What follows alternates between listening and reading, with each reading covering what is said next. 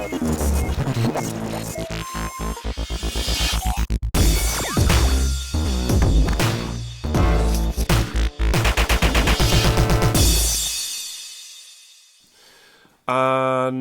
the last thing I need to do is to make sure that my fire is now changing position, because in level 2, if I kept this same fire, it would be going up and down, and it wouldn't be quite right for me to use on level 2. So I need to change my fire. Now the easiest thing to do for this is to go into your fire sprite, and what we're going to do, instead of when the green flag is clicked up here, we're going to change both of these to when level 1 is clicked.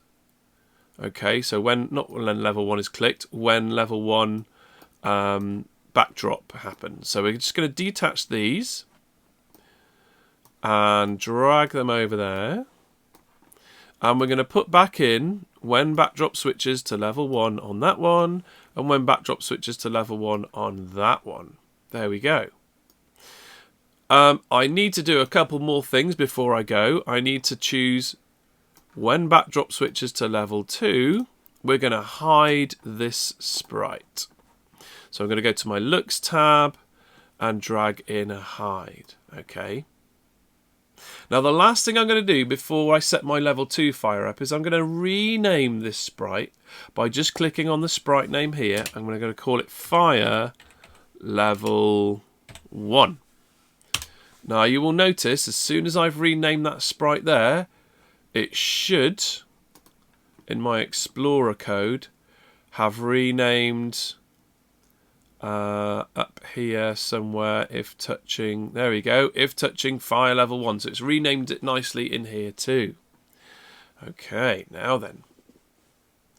I'm now going to duplicate fire level 1 by right clicking it.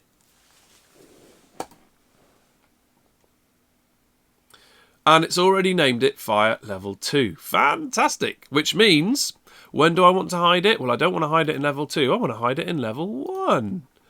And I don't want it to show in Level 1. I want it to show in Level 2. So I can simply go in and change these to Level 2. There we go. But my starting positions for the clone and for the real thing are going to be different. So I can now put my fires in, and see, there's one. I can double click on this bit and see how it runs. It goes all the way up there. I don't want that to happen anymore. So I'm going to stop that, and we can start putting in the right bit of fire. So if I show that, double click on show, and I can move my fire to where I want it. So let's put this one up here. And that is 219151. So I'm just going to type those in here. 219151. Whoops. And I need to do that in here. 219151. And move it to where it's going to glide. So it's going to glide down to there. Actually there. Let's make it go diagonally. And that's 111 and 25. So 111 and 25. Now if I run this. Oh, that's funny, isn't it? It's making a clone of itself. And I haven't set where the clone's going to be either. Okay, so let's just stop that. And let's put this where the clone is going to be. So that's going to be over here. So -205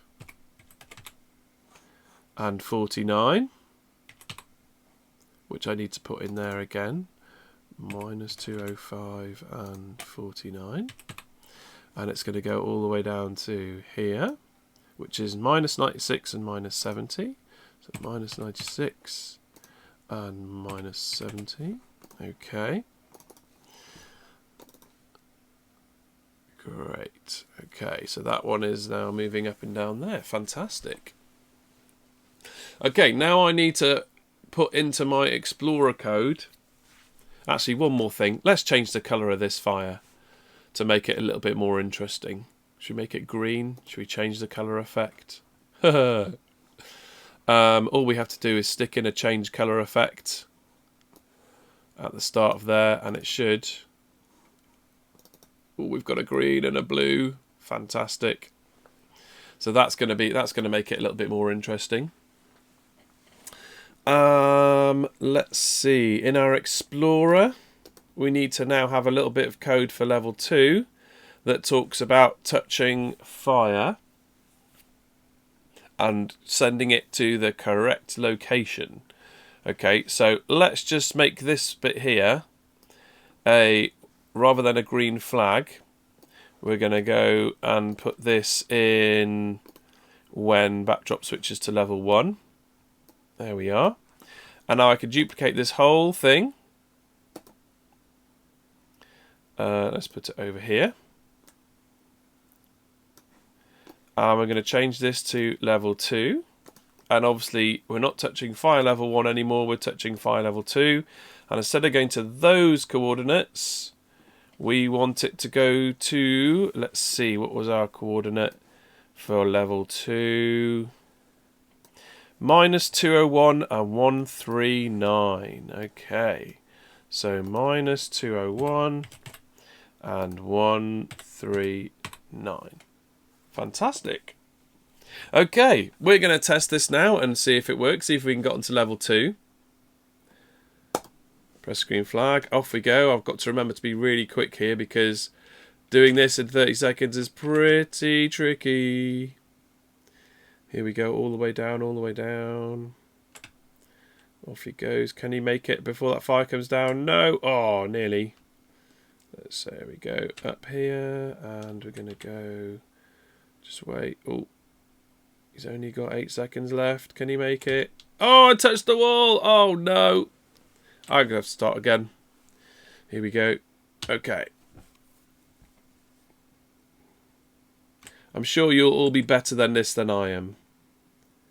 I could just make the seconds a little bit longer just to test my game, couldn't I? That might be easier. Oh, is he going to make it? Oh, yes. Give me a bit more time this time. Here we go, lovely. And up and across. And hopefully when I touch the goal, 5 seconds to go, I'm now at level 2. And you'll see I've now got green fire floating around, which I have to then... Oh, no. And see if I can get to... Oh, game over. I lost too many lives. Anyway, that is how you then add another level. So remember, we had to change some things. So instead of having the green flag, some of our code needs to start off with when backdrop switches to level 1. And then we can duplicate it and have when backdrop switches to level 2 with our new starting positions and our new colours in there. And hopefully, if we manage to get down to the pink, we should get our same... you win screen.